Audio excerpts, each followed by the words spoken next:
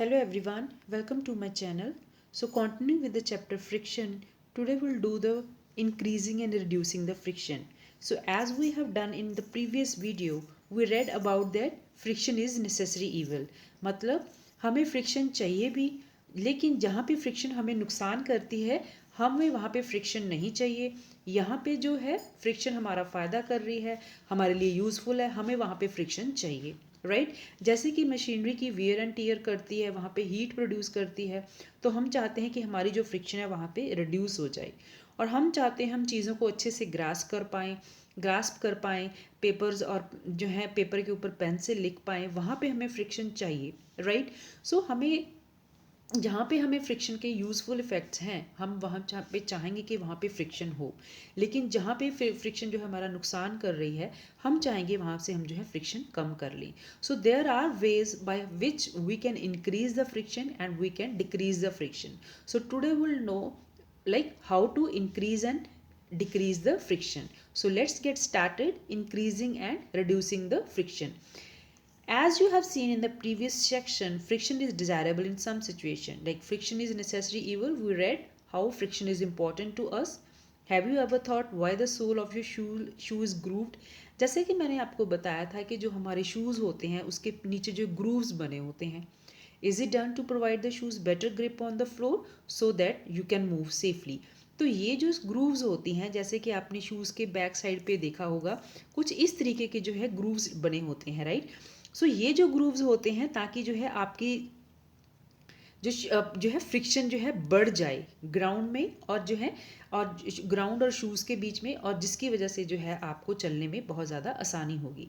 अगर यही ग्रूव्स जो है ख़त्म हो जाएं तो आपके फ्लोर के ऊपर गिरने के चांसेस बहुत ज़्यादा बढ़ जाएंगे क्योंकि फ्रिक्शन वहाँ पे नहीं होगी. Similar the traded tyres of cars, trucks and bulldozer provide better grip with the ground.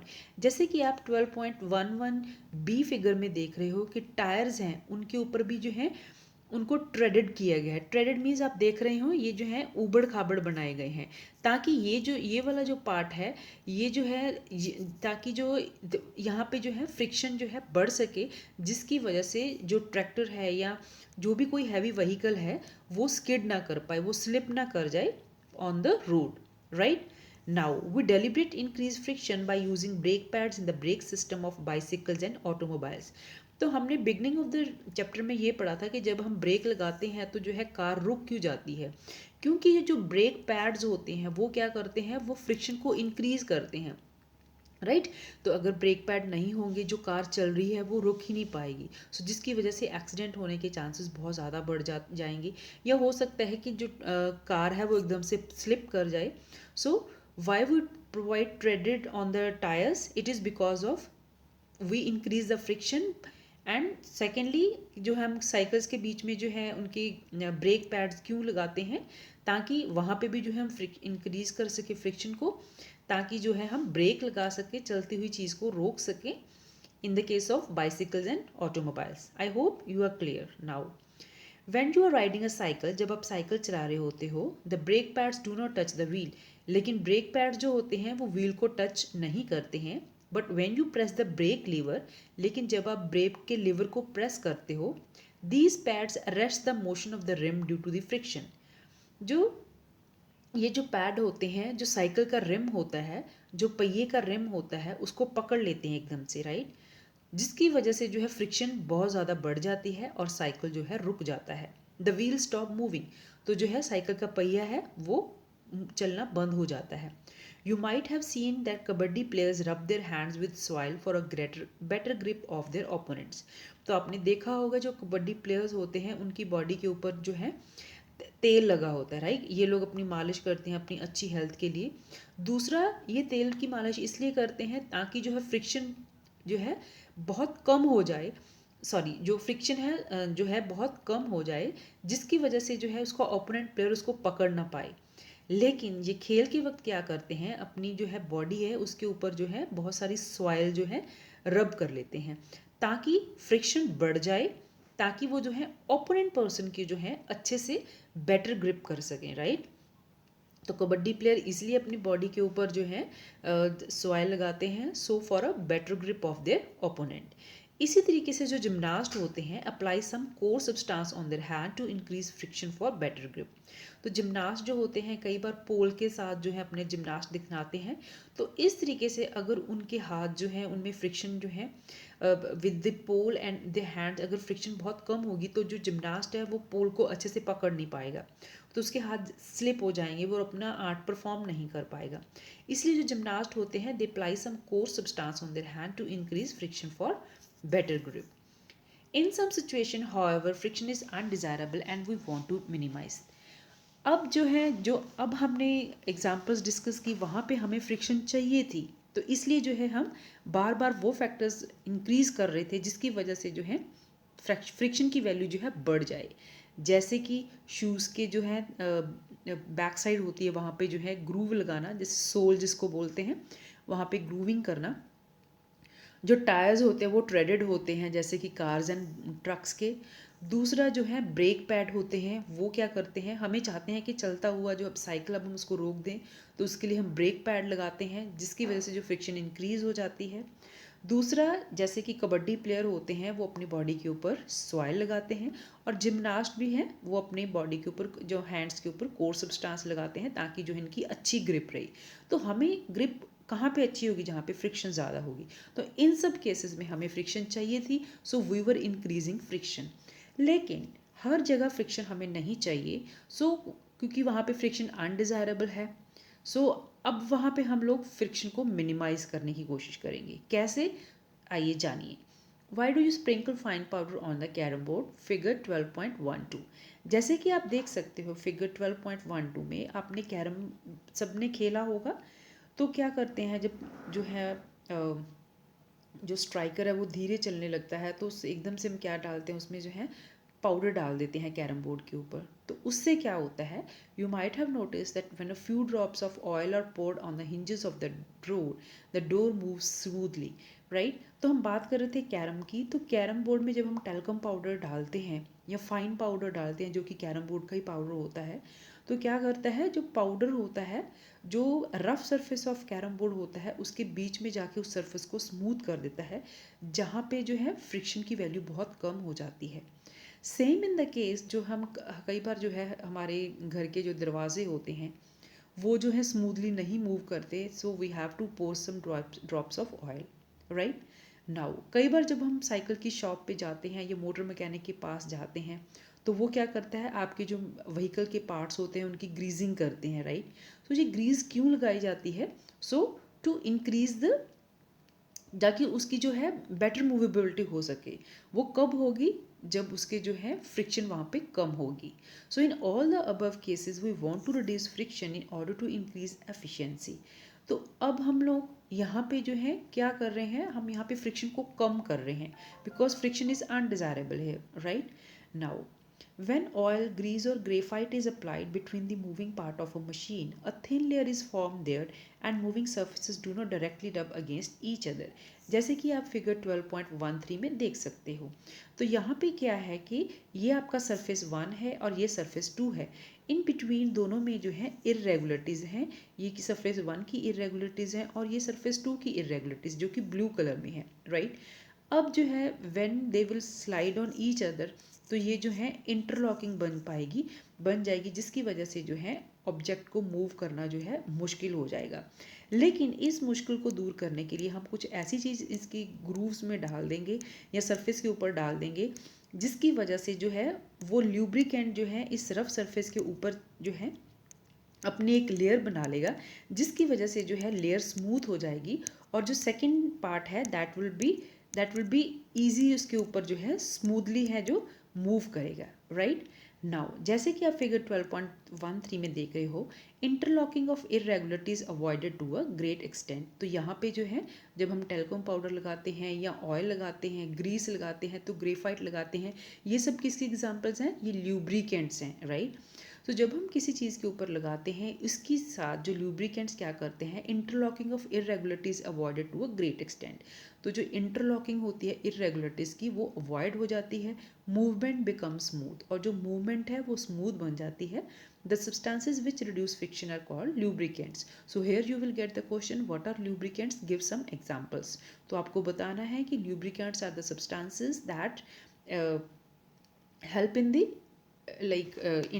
that prevent the interlocking of irregularities, and they help in reducing the friction, and it help in the that the movement becomes smooth. तो इसकी example क्या लिख सकते हो आप? Oil Greece लिख सकते हो, ग्रीस लिख सकते हो, ग्रेफाइट लिख सकते हो, और पाउडर लिख सकते हो, right. Now in some machine it is not advisable to use oil as lubricant. तो कुछ मशीनों में जो है ऑयल एडवाइस नहीं किया जाता है as lubricant, and air cushion between the moving part is use to reduce friction. यहाँ पे जो हम जहाँ पे हम ऑयल नहीं यूज़ करते वहाँ पे एयर कुशन जो है अप्लाई किया जाता है, that help to reduce the friction between the moving part. Now can we reduce friction to zero by polishing surfaces of using large amount of friction. तो अब जो है हम चाहते हैं कि जो हमारा कैरम का स्ट्राइकर है वो चलता जाए, तो उसके लिए हम क्या करेंगे, उसके लिए हमें फ्रिक्शन को रिड्यूस करना पड़ेगा। तो we will put some powder.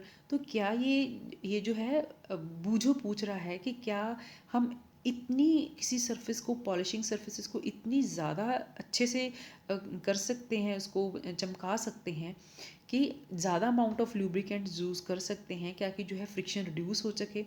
तो पहली उसका जो है आंसर देती है, friction can never be entirely eliminate. Friction को कभी भी हम कंप्लीटली एलिमिनेट नहीं कर सकते हैं। No surface is perfectly smooth, some irregularities are always there. ठीक है, फ्रिक्शन हम एलिमिनेट नहीं कर सकते हैं लेकिन कम कर सकते हैं, क्योंकि कोई भी सरफेस जो है स्मूथ, परफेक्टली स्मूथ नहीं होता। जितनी भी मर्जी कोशिश कर लें, कुछ ना कुछ इरेगुलरिटीज उस सरफेस के ऊपर ज़रूर होंगी, right. Know how the wheels reduce friction. जैसे हमने ये पढ़ा कि कुछ ल्यूब्रिकेंट्स होते हैं, है ना, जैसे जो कि फ्रिक्शन को रिड्यूस करते हैं, लेकिन जो है हम व्हील्स से भी जो है फ्रिक्शन को रिड्यूस कर सकते हैं। कैसे? You must have seen attaches and other pieces of luggage fitted with rollers. जैसे कि आप देख सकते हो फिगर 12.14 में, अगर आपके पास बैग हो, दूसरी साइड जैसा इस लड़के ने पकड़ा हुआ ट्रॉली बैग जिसके नीचे टायर लगे हों, तो आपको कौन सी चीज़ उठानी आसान होगी? डेफिनेटली यहाँ पे जो है टायर्स जो हैं यहाँ पे फ्रिक्शन को रिड्यूस कर रहे हैं, राइट। नाउ क्योंकि ये इतनी इसमें फ्रिक्शन कम हो जाएगी जितना भी भार होगा, लेकिन इसके नीचे टायर लगे हैं, तो जो है एक बच्चा भी आसानी से इस लगेज को जो है पुश कर सकेगा। क्यों? क्योंकि यहाँ पे फ्रिक्शन की वैल्यू बहुत ज़्यादा कम हो गई है।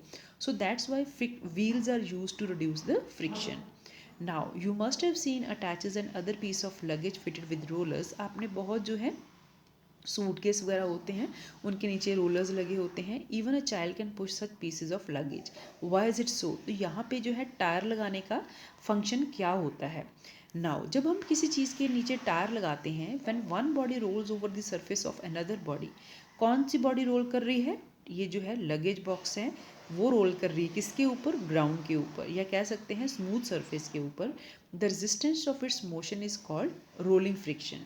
तो इस मोशन को जो रेजिस्ट करेगी, अब जो यहाँ पे फ्रिक्शन जो है रोल प्ले करेगी, that is the rolling friction.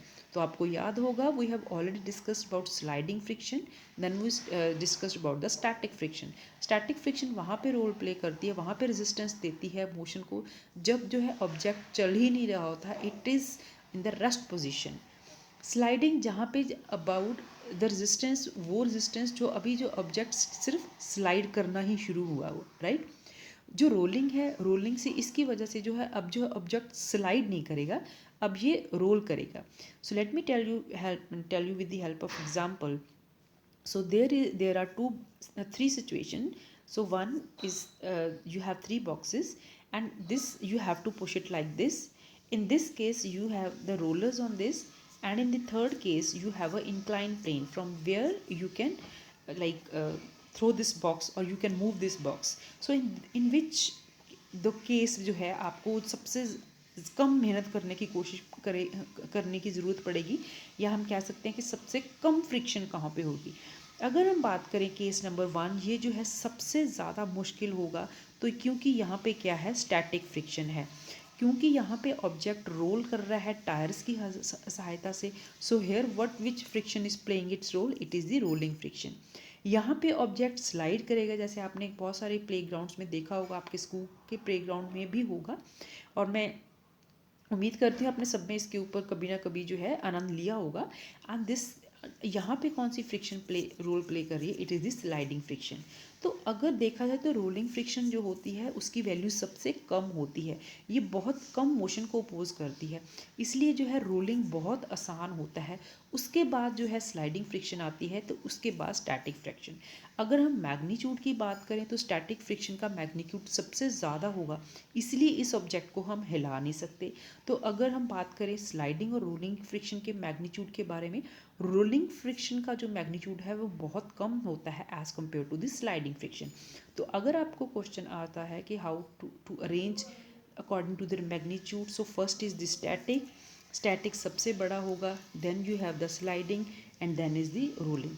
तो आपने देखा कि जो रोलिंग फ्रिक्शन होती है वो सबसे कम होती है।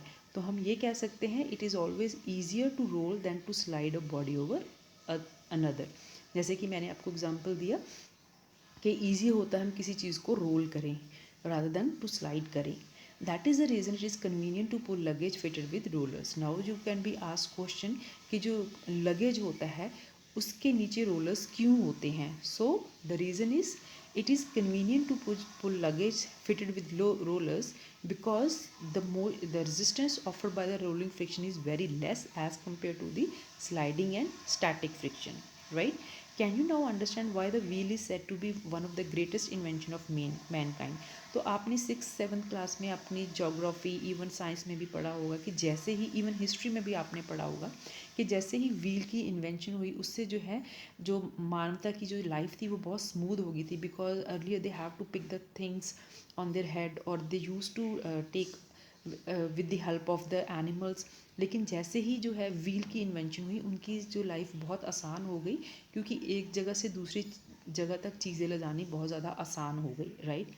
Since the rolling friction is smaller than the sliding friction, sliding is replaced in most machines by rolling by the use of ball bearing।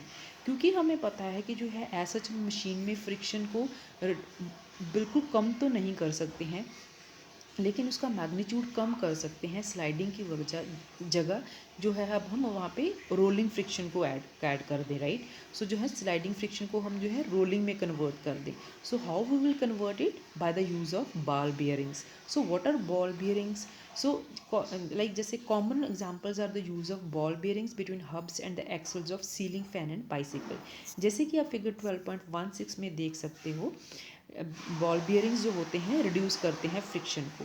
So what are ball जो है बीच में जो है, जैसे कि आप देख सकते हैं यहाँ पे जो है स्मॉल बॉल्स होती हैं, तो ये क्या करती हैं स्लाइडिंग फ्रिक्शन को रोलिंग फ्रिक्शन में कम करती हैं, जिसकी वजह से जो है मशीन्स है वो कम हीट अप होंगी और जो है हमारी जो है एनर्जी वेस्ट नहीं होगी।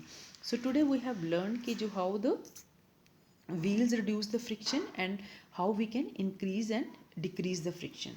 Thank you so much for watching.